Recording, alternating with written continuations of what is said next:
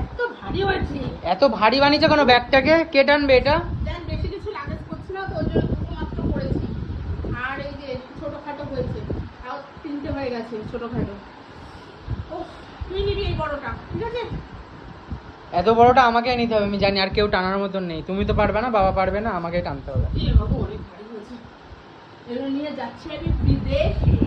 কোথায়? বিদেশ। বিদেশে ঘুরতে যাচ্ছ? আমাদের সত্যি কথা বলতে যাওয়ার কথা ছিল গত বছর।